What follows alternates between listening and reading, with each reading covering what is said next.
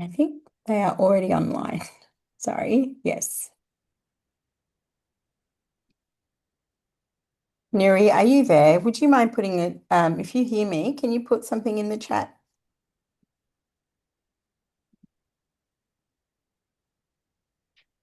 Yeah, awesome. Thank you. Just checking my settings were working. Just wait a couple more minutes because I think people are just arriving now.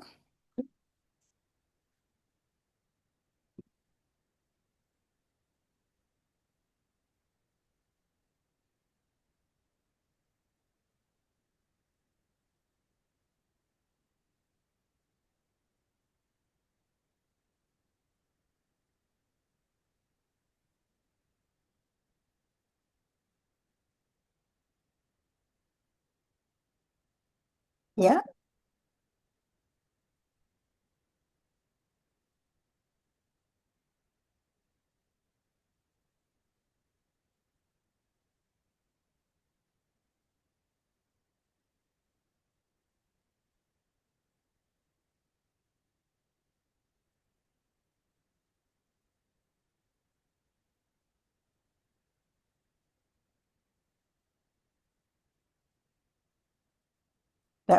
that's for Nebula Trissia.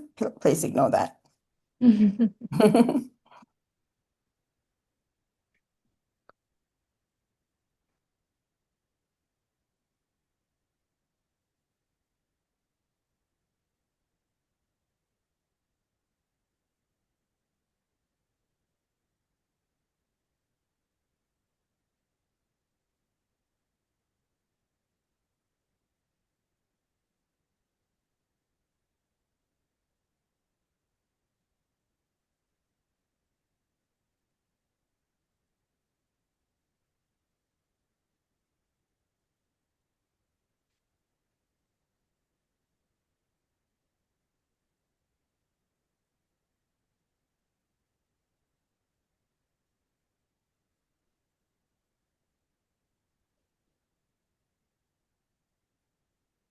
Hey, just give it one more minute. Just wanted to say hi to Kevin. I haven't seen you in a while. One of our first batch of MIDP students. Nice to see you.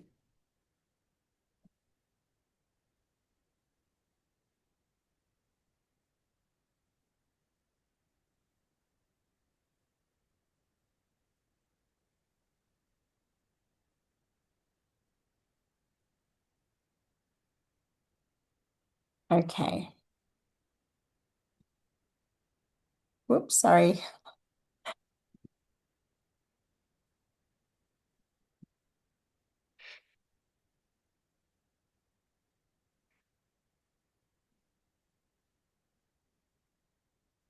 All right, everyone, let's begin. And let me just get my.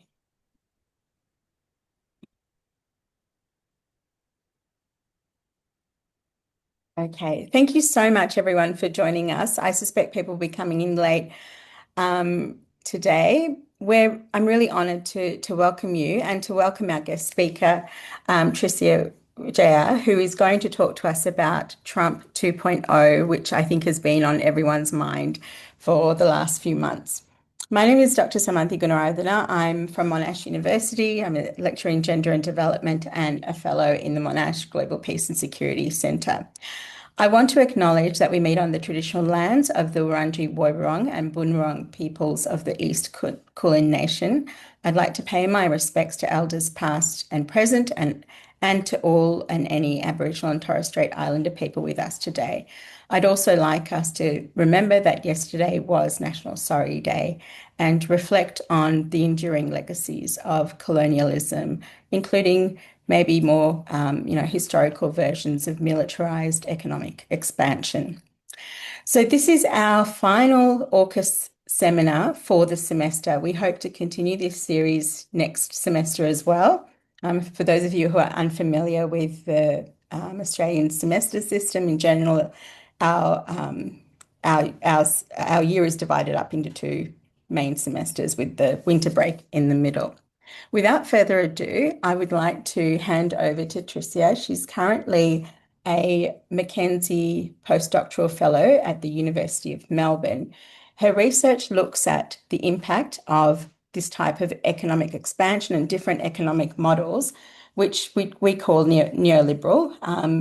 I don't know how it would be described in other ways, but neoliberal, and she's going to explain what that means, a capitalist mode of development, and particularly looking at the role of countries in Southeast Asia. And it's a perspective that we haven't had a chance to really discuss as yet. So we are really looking forward to hearing from you, Trissia. Over to you if you'd like to share your slides. Yeah, thank you, Samanthi. Yeah. Let me start sharing my slides. Yeah, can you see it now? Yes, perfect. Okay, so I should just change into the slide modes. We're back into the, the view, the note view. Do you want to try what you did that second time when we were practicing? Yeah. Yeah. Okay. Thank you. So good afternoon, everyone. Thank you for coming. Today I would like to present on Trump 2.0 and the mutations of militarized neoliberalism. So this MN is actually a new term that I developed in my previous papers. And these slides, the material used in these slides is actually built upon the works on MN, militarized neoliberalisms. So first of all, I wish to acknowledge first the traditional owners of the unceded land on which we work, learn, and live. And I pay my respects to their elders, past and present. Okay. So today's presentations, I will start discussing AUKUS Pillar 2. So I'm trained in political economy, so my greatest concern is mostly revolve around the Pillar 2 instead of Pillar 1, because Pillar 2, we see more reorganizations of global capitalisms and different class forces and social relations involved in this Pillar 2 that unfortunately has not been adequately explained so far. And second, I would like to walk you through the concept that I use and that actually already been introduced earlier last year by my co-author, which is Kanishka Jayasuriya. And I think in the last week seminar presented by Xian Trot from the ANU, I think she also already flagged some sort of MN theories in her presentations. And afterwards, I will try to discuss the salient features of MN, which is state transformation and the rise of new business class, and how they underpin the development of AUKUS in the regions. And fourth part is venture capital and startups. There are among prominent players in the AUKUS Pillar 2. And the next one is Trump 2.0, but I'm so sorry that I probably cannot cover it very thoroughly yet, because seems like in Trump 2.2, at least in the first 3 months, it was rather focused on trade war. But of course, there are certain aspects of Pillar 2 that is involved in the trade war that I will discuss further. And then it will conclude. Okay, so the AUKUS Pillar 2, sorry. So my main argument here is more like AUKUS is not simply a tripartite deal on security, but is also an articulation of variegated neoliberalisms that is reshaping the political economy of the Indo-Pacific region. So it's not only about Australia, UK, or the US traditional alliance. Okay, next one. Sorry, it's not moving. So as we can see, emerging literature has been spilling an ink over the discussion on an extended form of spoke-on-spoke relationship, network alliance structure, or AUKUS as a real politic answer to the security questions of like-minded state actors. or some sort of new geopolitical networks. But the thing is that much of this discussion thus far has focused exclusively on geopolitics, but stopped short of addressing the structural forces of the economic security nexus that AUKUS has simultaneously begun to reshape. And what is distinctive about AUKUS actually is that it encompasses both a security partnership and a military alliance that has progressively become subordinated to the employment of economic warfare. So put simply, AUKUS embeds a new form of a geo-economic conflict, but it also gives pathway for reorganizations of global capitalism's new business alliance, a marriage of convenience between military capital, industrial capital, financial capital. And this is getting apparent through the second pillar of AUKUS that reflects how different objectives among its signatories, which is UK, US, and Australia, has propelled their acceptance into the alliance. But this is also bring the other forces in the Indo-Pacific region, such as Japan, South Korea, New Zealand, into the alliance through the AUKUS Pillar 2. So as you can see here, it goes beyond it's going beyond nuclear power submarine purchase. It includes cyber capabilities, AI, autonomy, quantum technologies, undersea capabilities, and technically speaking, requires dual technology. By dual technology, it means that it consists of critical minerals that has been the source of trade war as well over the past few years. They are critical for addressing climate crisis as well as for upgrading defense equipment. So this is all about warfare capabilities, but also about new source of capital accumulations that bring together different group of capital into one certain domain. So the question is that how do we contextualize this AUKUS within this new geoeconomic dynamics? But first of all, how do we exactly understand this new geoeconomic dynamics? And as you can see on the right-hand side, of course, there has been a lot of debates, policy debates, or ongoing theoretical discussions to make sense of this kind of development. For example, weaponizations of economic flows or securitizations of trade and strategic investment, incorporations of industrial policy debates to security policy debates. But long story short, for realists or national security houses, this AUKUS has heralded the return of old-style geopolitical contests. For mainstream supporters of the liberal international orders, this AUKUS has represented the demise of global economic institutions, eroding the global economic institutions. For some economists, for example, they lament about the securitizations of trade, of course, but also some of them believe that probably we are on the way of deglobalizations. But if we look deeply into empirical cases that underpin the AUKUS Pillar 2, actually it's rather drive us into a new dynamic, which is the globalization of military productions, industrial complex that are much more complex on the ground.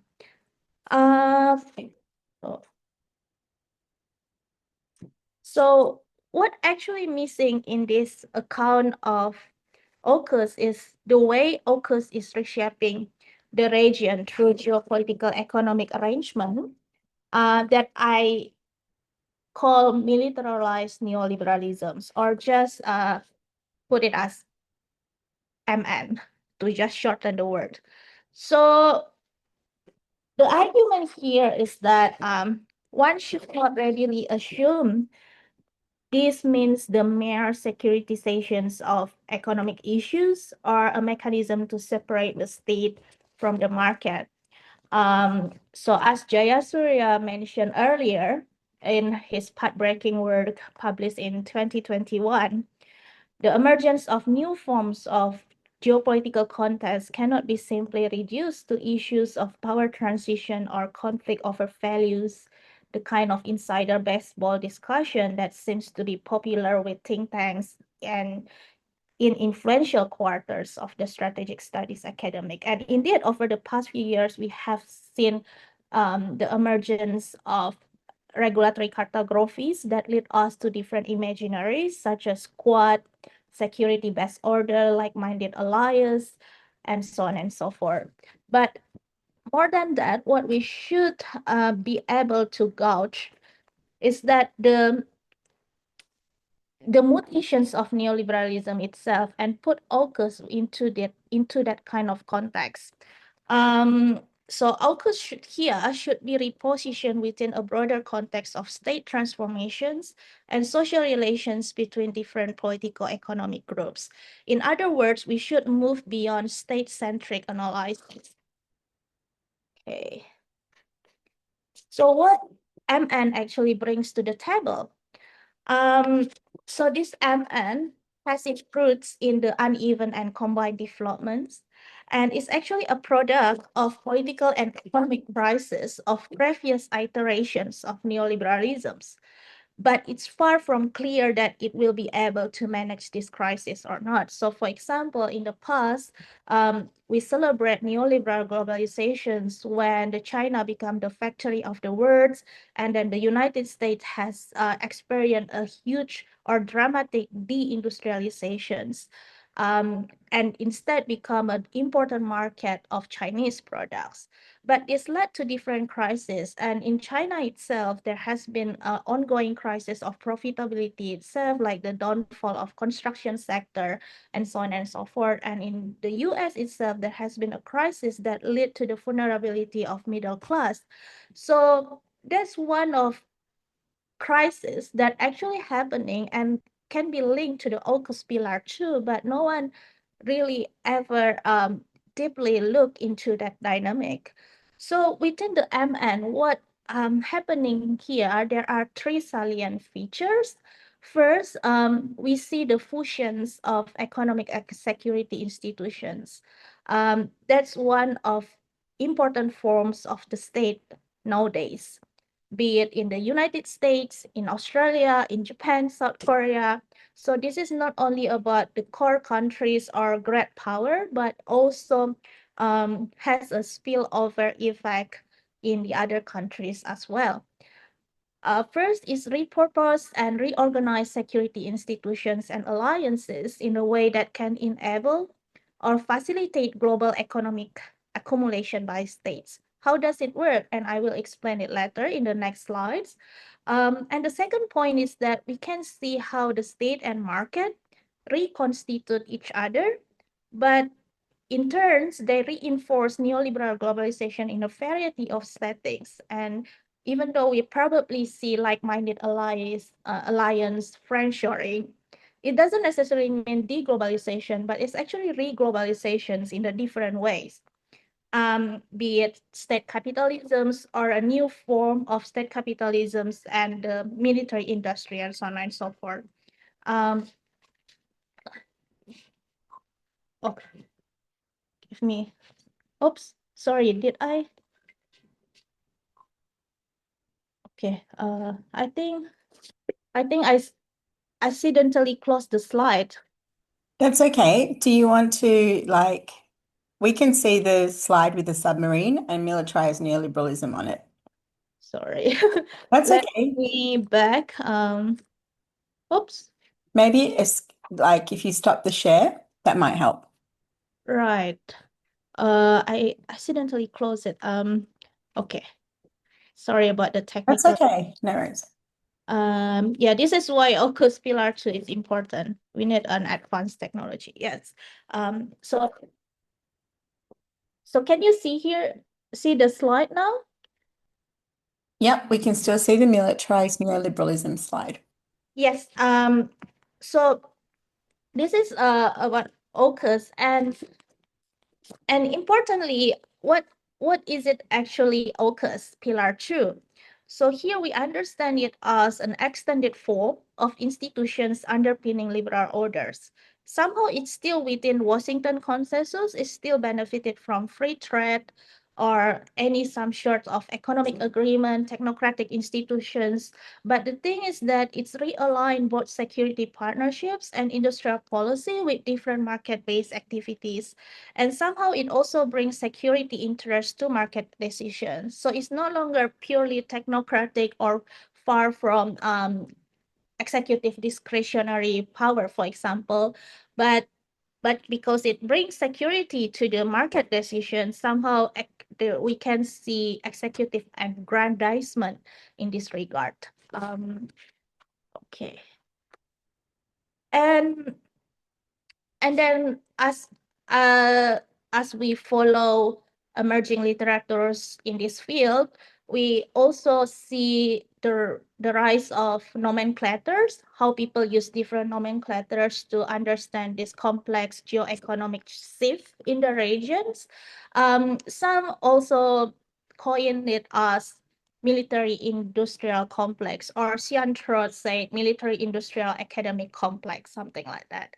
And of course, we think that this development indeed place AUKUS in the context of military-industrial complex, but MN thinks it rather differently because military-industrial complex, for example, was popularized by Glassman, and then in his pathbreaking work as well, he said this is about history in the present tense, how we see the US occupation of Japan, Vietnam War, South Korea rapid industrializations. And here actually he elaborates on how the fusion of economic and military interests during the Cold War has helped the revival of Japanese industrial capitalists or civilian conglomerates such as Mitsubishi, Kawasaki, or even the Korean chaebol like conglomerate groups that we see today like Samsung, LG. All of them actually have their roots within this military industrial complex that underpin in the Cold War. And Glassman said somehow they repeat the history, which is the history in the present tense. And there's likely a chance that the AUKUS will perpetuate this kind of dynamics, military-industrial complex. But of course, we agree with this part, which is like military-industrial complex is integral to the AUKUS Pillar 2. But what makes MN different in this regard is that we see rather a kind of reverse model of state developmentalisms. In the past, during the Cold War, we did see like state developmentalism transpiring in Japan and South Korea, but it was in the US partner. And it was also driven by fiscal stimulus, Keynesian economy introduced by the United States, and that kind of offshoring. But this day is rather happening in reverse, which is state developmentalism is conflated with state activism in the global north, which is in the US, with different programs, onshore, friendshoring, interventionist roles of the state, or even depoliticizations under the mantle of urgency that this is important to de-risk from China or to counterbalance China or to protect the technology from China. So there is a matter of urgency here that allow extensive state or executive discretionary power in this regard. And we already see the rearmament or AI investment even at the expenses of welfare spending. And this is also apparent in South Korea. Last year in South Korea, there was a significant hike in military budget, but some left-wing groups lament the decision because the money could have been used for increasing social safety net budget. So this is one of important dynamics that that has often been overlooked. And the second one, the other nomenclatures that gaining tractions among international relations scholars is war regimes or regimes of war, introduced by Mezadra and Nelson in their recently published book, The West and the Rest. Yeah, if I'm not mistaken, The West and the Rest.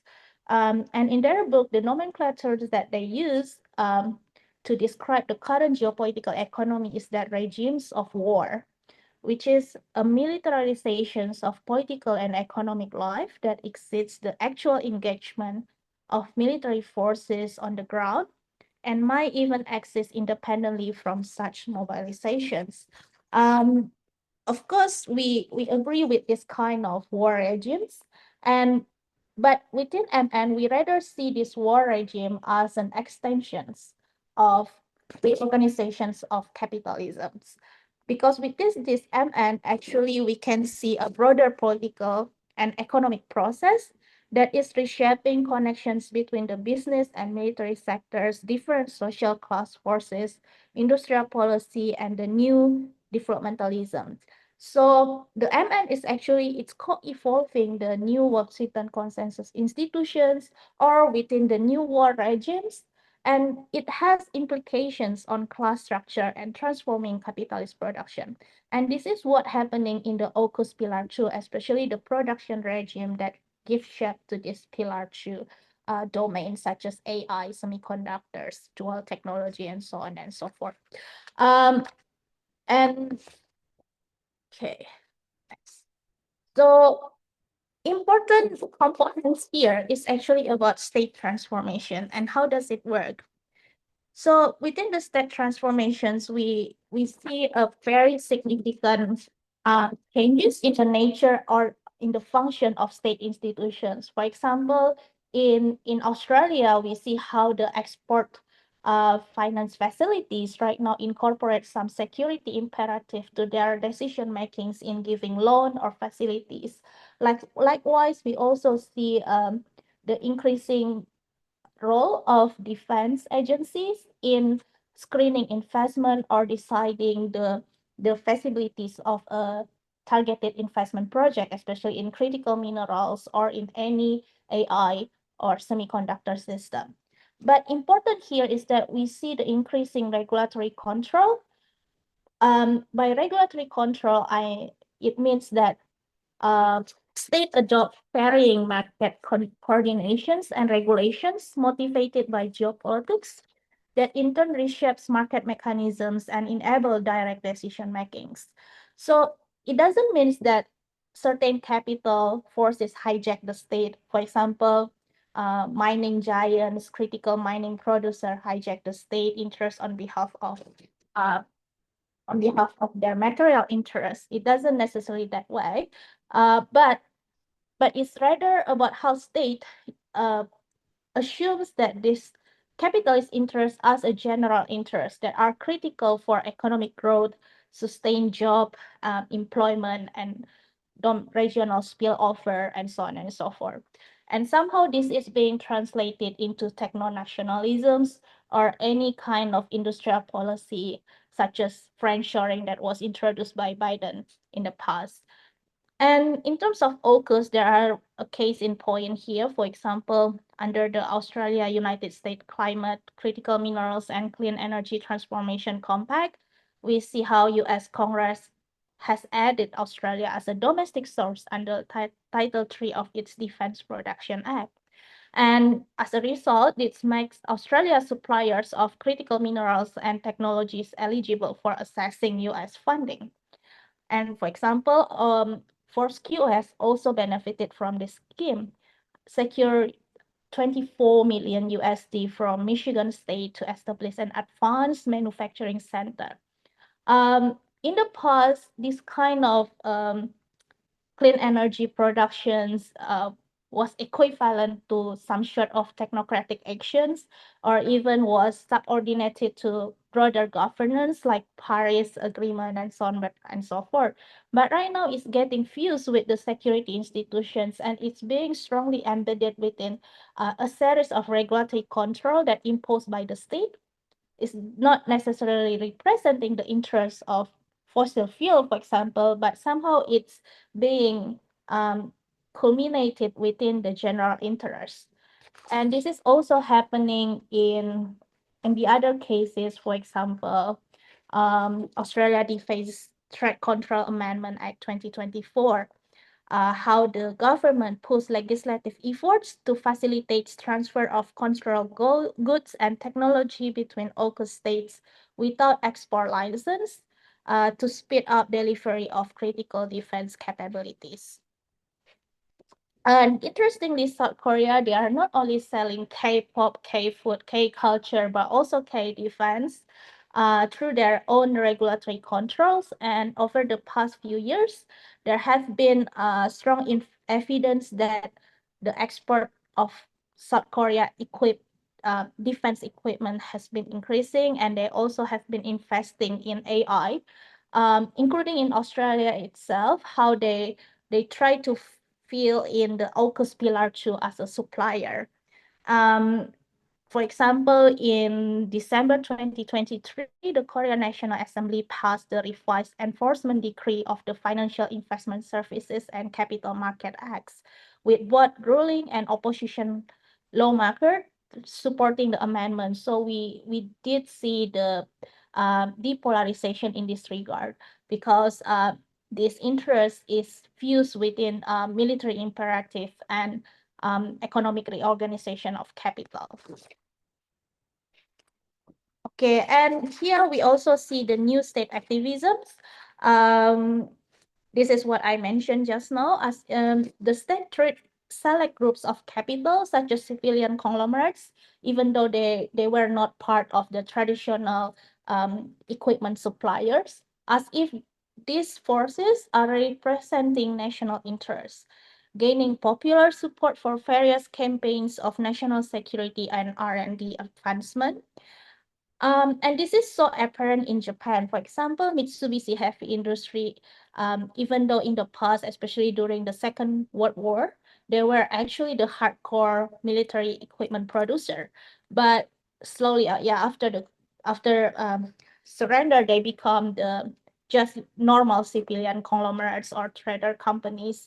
But right now, they are gaining traction through this new state activism, through different subsidy scheme. And also in 2023, Japan pushed the new bill under the tagline of economic security bills that actually create both losers and winners at the same time. And the result is quite uneven. In the United States, under Bidenomics, of course, there are different winners, there are different losers, but in Japan, there are also different losers and winners. But what parallels can be drawn across these different countries is that security apparatus have increasingly assigned themselves the role of a pilot agency controlling industrial policy, and form developmental partnership with civilian conglomerates and defense contractors. And again, I think Japan is the most ambitious players in this regard. Like last year in 2024, or probably starting in 2023, actually, Japan has sent a number of envoys to Australia to conclude the Japan-Australia Reciprocal Access Agreement to facilitate the strengthening of defense collaborations between the two countries, and importantly, to mobilize industrial military capital under the tagline of AUKUS Pillar 2. And then the Australia itself, the government has provided incentive and some subsidies for the new enterprises as well, such as the guided weapons and explosive ordnance.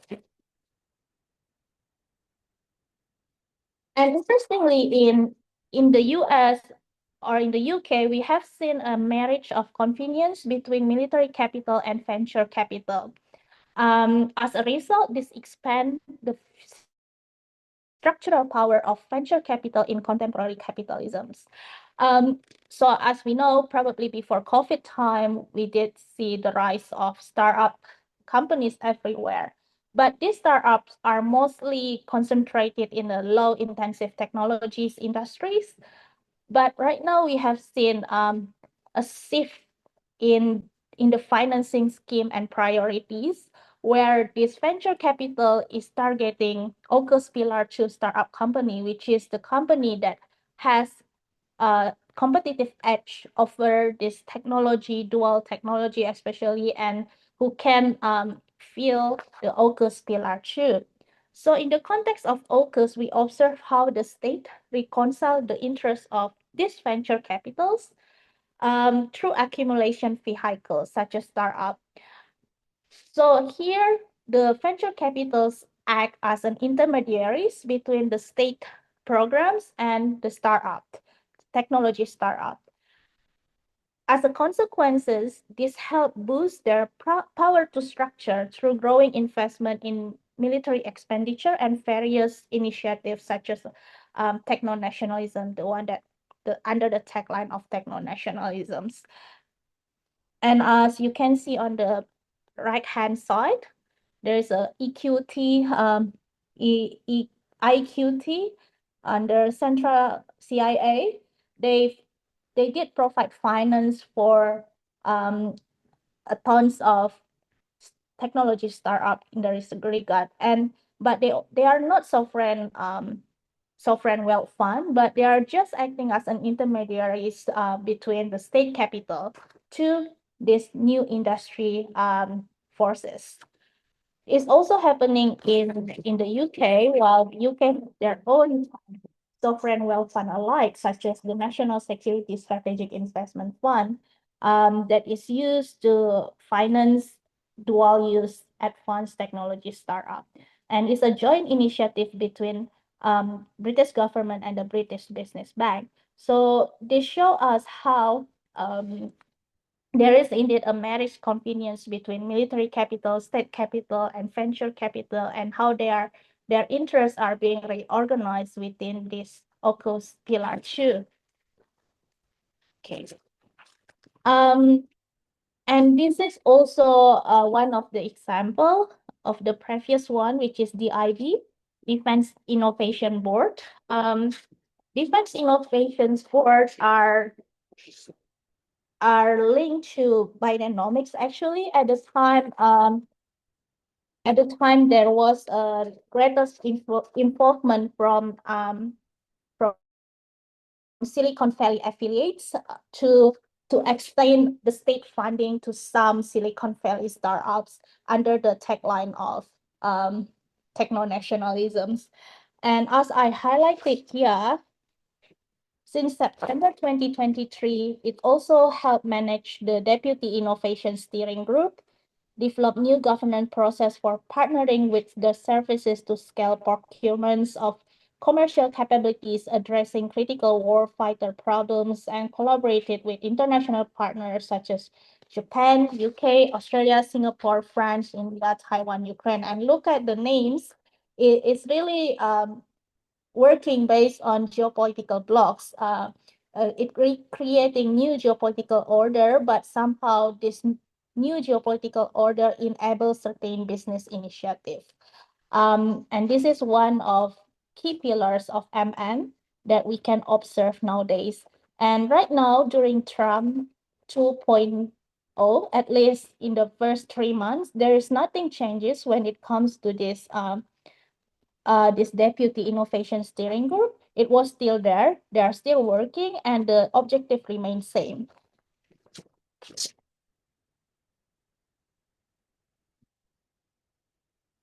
Yeah, so the other example, the new business class is not only taking shape in the United States, but it's also taking shape in Japan. And when it comes to Japan, this is quite remarkable because in Japan, it has been long known that foreign economic strategies and defense policy are quite separated, and there are a big silo here. But right now, we see how there is an increasing fusions between security and economic imperative in Japan. So, for example, last year, the Minister of Defense just introduced a new scheme to encourage 200 high-tech startups to join defense sectors. And in their documents, they literally aim for AUKUS Pillar 2 as the new target of export and investment. But this program is also designed and executed along with the Ministry of Economic Trade Industry in Japan. So as we can see here, this is no longer about neoliberalism in the traditional context when the state try to facilitate or sustain business enabling environment, but it's more about business enabling security order. So this is the recent document that was published last September and coordinated between Defense Minister and METI, which is Minister for Economic Trade and Industry. In this document, they catalog dual-use technologies and also mapping defense needs, not only in Japan, but also overseas, including AUKUS Pillar 2. They also try to promote collaborative research across different universities. And again, this is quite remarkable because in Japan, the research used to be independent and should be insulated from government intervention. And they also introduced the fast-track procurement program to expedite the acquisitions of promising technologies from startups. Interestingly, the defense also introduced Industry Day to connect Japanese startup with the US military and defense industry representative, fostering collaborations and opening up new market opportunities. And the last but not least, as with US, they also have the new venture capitalist programs to provide access to capital and investment to tech startup. So right now, what's about Trump? It's still early to conclude in what direction Trump 2.0 will head to and how the policy will give shape to the trajectory of AUKUS Pillar 2. But what is clear here is that there are certain social forces in the United States that help sustain the AUKUS Pillar 2 because it's intertwined with their interests. So Trump has made very grandiose claims under the tagline of Make America Great Again. And this picture is quite legendary, like where all the Silicon Valley and big tech entrepreneurs attended the inaugurations and make themselves visible to public and as if they are the loyal supporters of Trump. But the thing is that this is not only about how fond they are on Make America Great Again, but it's more about how they are actually the driving forces behind this Make America Great Again. And for them, it's not only to defend Trump in power, but it's more about how they want to make sure that Trump policy can give way for them to sustain their AI business.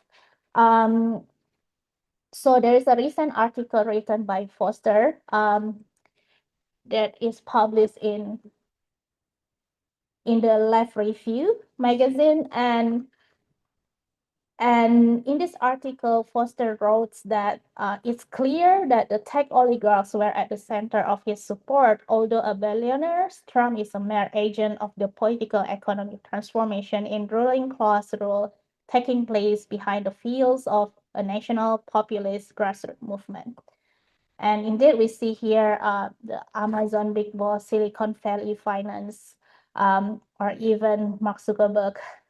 All of them provided over $250 million, but they head towards the same goal, which is having access to the AI and have an enabling environment for the AI technologies thrive and expand it in the future.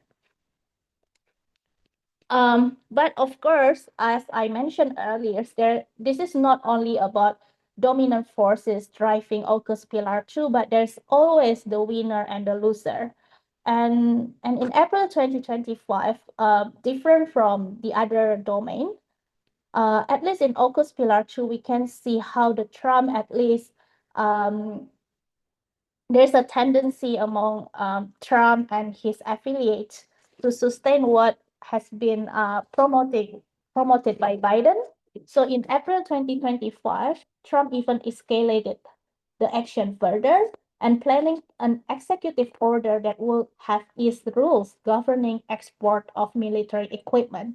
And these beneficiaries will be Lockheed Martin, RTX Corp, Boeing, both civilian conglomerates and traditional military producers.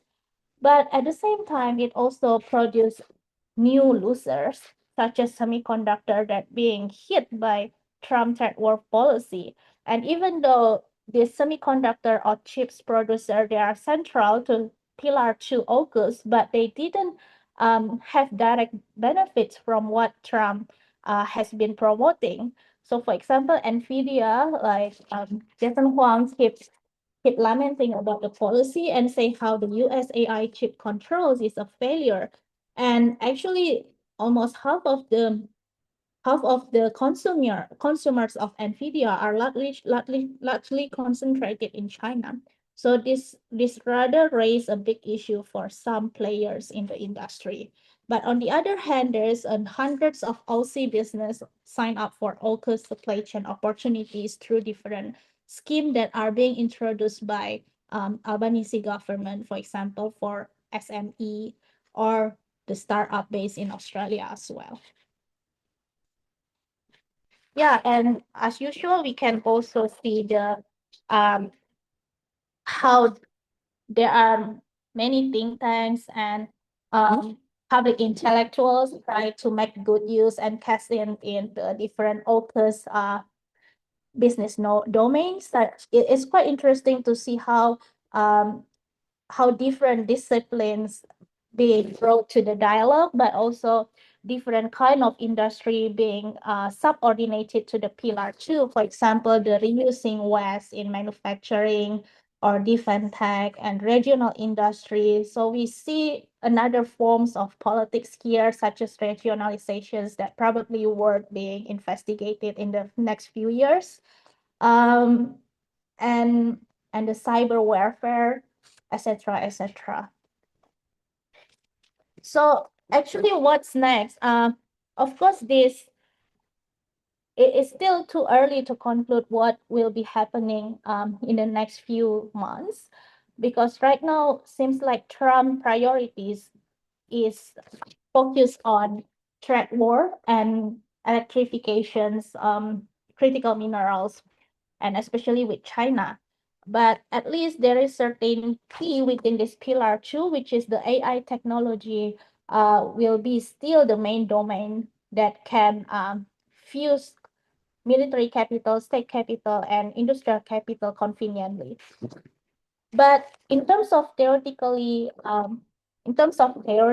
lens, in this regard, the MN that I developed in my paper actually is not only exclusive to AUKUS, but it provides analytical purchase, of course, for understanding AUKUS, but actually it can be used for explaining the other domain as well.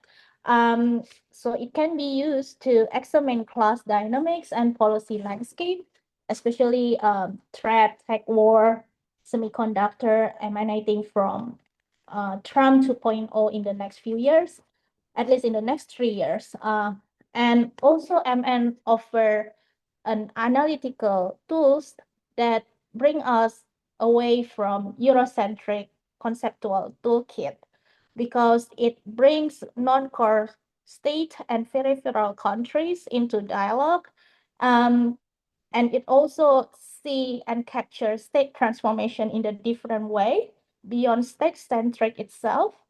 And MN also give recognitions that the geopolitical nomenclatures that we see today is actually a product of political and economic crisis of previous iterations of neoliberalisms, but it's far from clear that it will be able to manage this crisis. So it really brings lens to connect the geopolitics that everyone is talking about nowadays to the domestic political economy in certain countries. I think I will just stop here, and yeah, thank you for your attention. Thank you so much. I'm just going to take this pin out. If I can invite everyone from the audience to either, you can raise your hand and I can actually enable your mic, or you can put a question in the forum. I'm going to use my privilege as a moderator here to ask you a couple of questions first, and then I can already see that there's a question in the chat. But the first thing I wanted to understand is, in our previous discussions, the various presenters have commented on the kind of secrecy or opaqueness around the agreement itself, how it was made, how it was negotiated, then how it was formed. Are we seeing that level of kind of non-disclosure in these types of agreement making around the these economic agreements and the startup opportunities and all of that, it seems to me some of this is actually normalized now. That's what you're saying, that this is becoming a normal part of our economic landscape. And so startups promoting military tech is now just another economic activity in places like Australia. So the agreements, though, or the contracts, that's thinking talk, are they also open and transparent, or do they also have this degree of kind of secrecy around them? Because it is a military, yeah. Yes, I'm not really having confidence to respond this question regarding the AUKUS Pillar 2, whether there is a disclosure or not, or being undertaken very secretively or something like that. But from what I can see and what I observe in the past few years, especially during my time in Japan, because Mhm. here I spent my academic years in Japan. The AUKUS Pillar 2 actually allows some spaces for different forces like industrial capitals, industrial conglomerates, or even just a new SMEs, and even university, of course, and think tank to leverage on that policies. And also the AUKUS Pillar 2 even solicited some projects from third parties, such as think tank. Nowadays they can start probably laying the groundwork for protocols in acquisitions or in export military equipment, something like that. So for example, last year in Japan, there are a series of webinar held by think tank, and this think tank is actually serving as intermediaries. It's like consultant to the companies, local companies in Japan, especially the SMEs, for example, the supplier for Mitsubishi or for semiconductor companies to know better how the new defense procurement control work and how to export the technologies to the AUKUS countries, something like that. So it's actually open the door for different parties to solicit their program and also playing different roles in this regard, like the think tank who used to just debate around whether Japan should be independent from the US or not, but right now they themselves become a business consultant to facilitate the business. Thank you so much. We've got a kind of a related question in the chat. I'll read it out for everyone. You speak about startup bases in Australia. How do you see US militarized neoliberalism manifested through technological development that are not just dual use? And what role do you see universities playing in this business in both tech developed and legitimization discourses? A really important question there from Shahrazad. Yeah. Thank you. This is very timely question as well. But I don't know whether Sam you were aware of this or not. Actually, Kanishka, Macbison, and Shand just is preparing for the publications of an edited book on this AUKUS. Shion also wrote this part as well because she has been working on this issue for years, especially the nexus of military industry and academic complex within AUKUS. But myself, actually, I also contribute a chapter there, and I did see some sort of politics of R&D here and how the universities are brought to this economic or business dynamics in different way, even though probably their research are not really linked to the dual use or dual technologies, but somehow there are some sort of fetish around these issues. But I think there are also some independent voices or resistance across universities, not only in Australia, but also in Japan. Mm. Uh, yeah, in Australia itself, as we know, I think if everyone can recall in 2022, like the Australian Parliament seek to pass the draft bill on defense threat controls, and also probably there's a likely a change to make um, make it a criminal offense to facilitate critical scientific and technological collaborations on semiconductors, AI, nanotechnology, without a permit with countries other than US. So for example, if the University of Melbourne scientists work collaboratively with the Chinese researchers on certain technology, even though that has been built upon their decades long years collaborations, it risks being criminalized and being seen as a criminal offense to the state. So, but I think there is a huge resistance that until now that at least constrain this thing to be happening in a very dramatic way. I can actually tell you that legislation passed and it has changed a lot of the compliance issues in university. So I just happened to come across this. It's already integrated into our HR processes and so on. The permit systems, the declarations. There was always that there was this kind of foreign influence and foreign interference kind of legislation. We had to declare our interests. But AUKUS Pillar 2 and the requirements are now embedded into our HR structures. I don't know anyone who works in the sector, unfortunately, in that section, or what people have been advised, because us being in arts, we haven't been directly affected, but certainly our colleagues, I would say in STEM, have had to comply with this for at least, Yeah, yeah. indeed. Like not only STEM, but I think in Melbourne as well, University of Melbourne Faculty of Art has to undertake the learning courses. Yeah, yeah. I just want to say, Shahrazad, you had your hand up before. Do you want to ask a follow-up question? Yeah, I will just enable your microphone. One moment. Sorry, where have you gone? There you are. Okay, you should be able to talk now. Okay. Can you hear me? Yeah. Okay, awesome. Thank you so much. And thanks so much for your talk, your presentation, and found it really fantastic. I just wanted to grab the name of the author and then also the special edition that you wrote a chapter, or the book that you wrote a chapter for. Just for like my research. I didn't quite grab the name, that's all. I can send out an email to all the attendees with all the details if you like. That would be fantastic. Thank you so much. No worries. Okay. Does anyone else have any questions or comments they'd like to ask Trissia?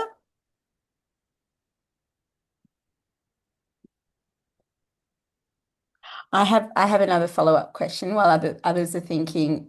Just to get a sense of this distinction and the emerging formations that you're talking about. The new business class that you mentioned, one thing that occurred to me is this actually new capital or old capital and a new class formation?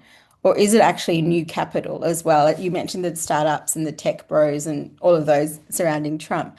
But when you look at the East Asian region, Japan, is it actually the older investors, the people who've been around in the conglomerates and so on, or are we actually talking about new emerging, you know, uh, capital sources and businesses that are now investing? Yeah, actually, Kanishka and I also got some self-correction as well. We try to seek to clarify what's actually what we are defining on this class term. Either they're really business class, a solid business class, or just a fraction of capitals that benefited from this arrangement, or how these old forces or new emerging forces work or conflict and cooperate each other. But the thing is that it's very, I think the analysis will require a huge empirical readings of different country Mhm. case.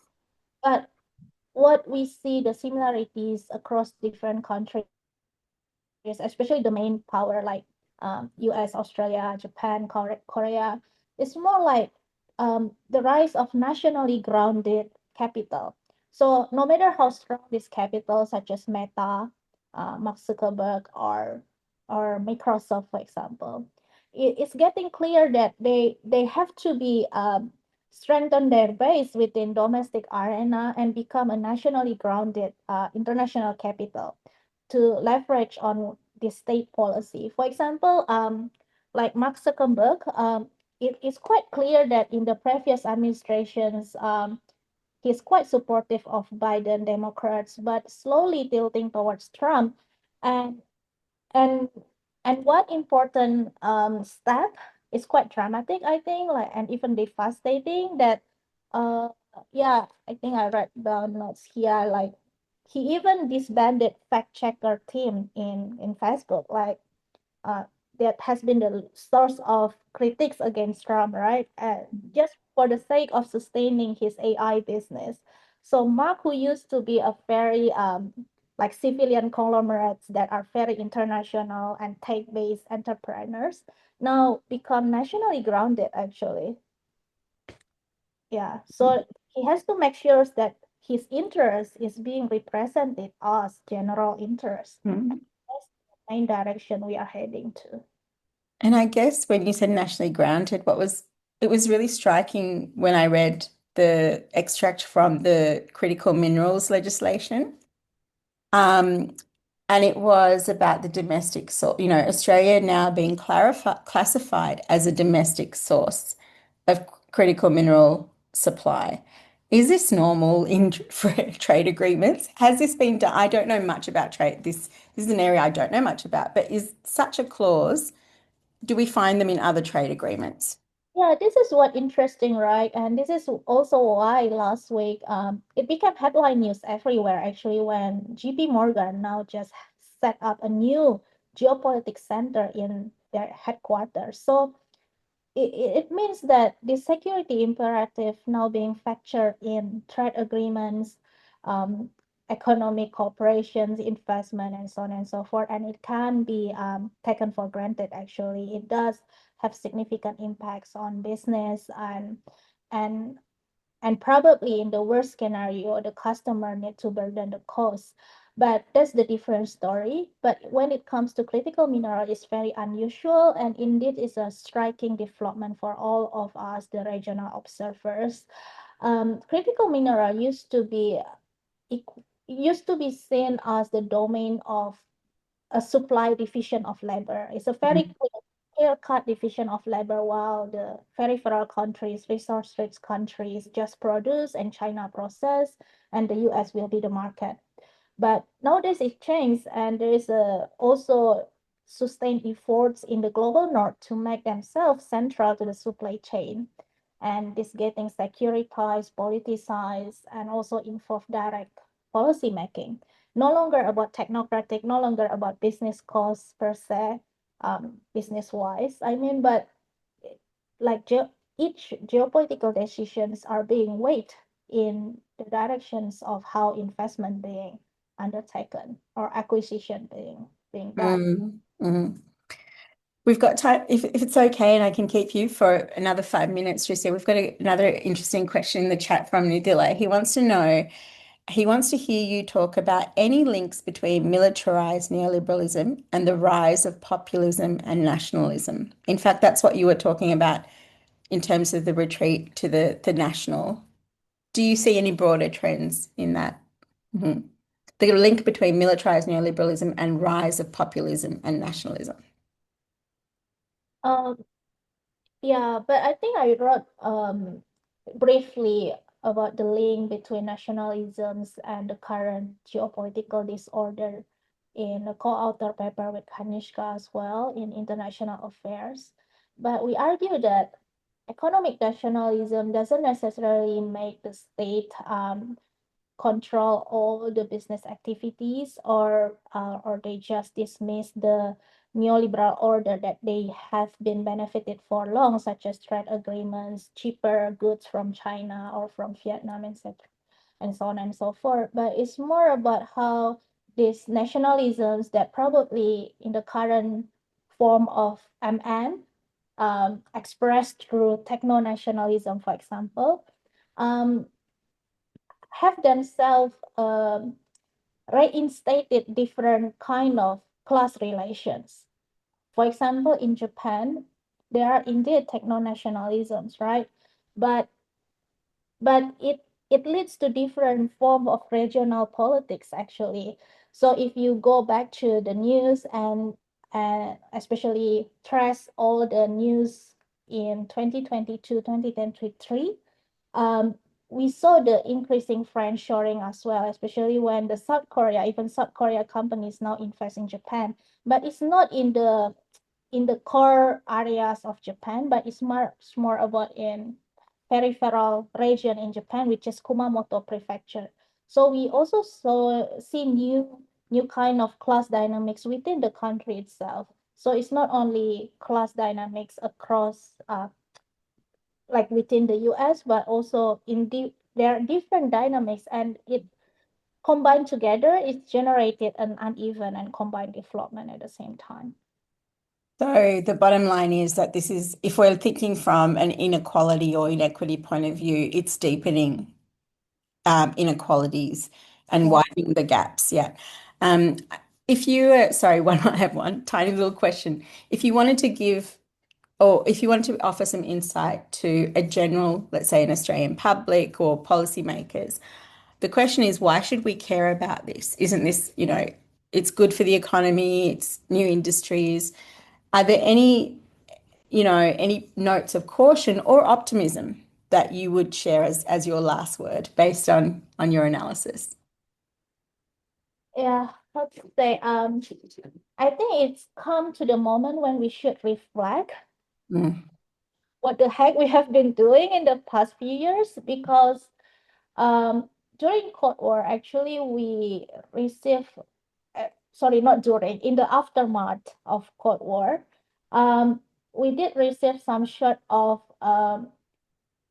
like imaginaries of development that mm, this we are heading towards new technocratic liberalisms where we have now division of labors, and even we enjoy the the golden time of US China, or we call it Chimerica.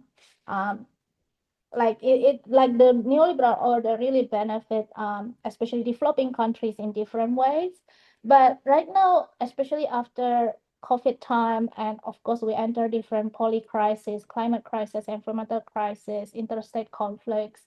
But what struck me is here is that Cold War and then war itself that used to be taboo in the discussion, now it seems like it's being normalized. mhm, And the thing is that while it's being normalized, it's actually linked to broader sense of geopolitical order. It links to finance, economy, traditional domain of security like military itself, and also new populist agenda technology. So it's leverage and combine the new and old war tactic, but somehow because we are boiled down to this war narrative and war become normalized, somehow we lose touch of the reality and how apparently it's the middle class who probably increasingly become vulnerable in both in core countries and in peripheral countries. Thank you so much, Trissia. That's an amazing insight to end on. And I'm sure it's going to leave everyone who's been listening in and everyone who will watch this afterwards, leave them with a really important point for us to reflect on. So with that, I'd like to thank everyone who joined us, and most importantly, thank you, Trissia, for joining us during a very busy time in the semester as well, and for making time to have such a thoughtful and engaging discussion. I've learned a lot, and particularly what has been helpful is the comparative perspectives with other countries and their experience. And I'm sure the audience joins with me as well in thanking you for your insights and your time. I will wrap it up there, everyone.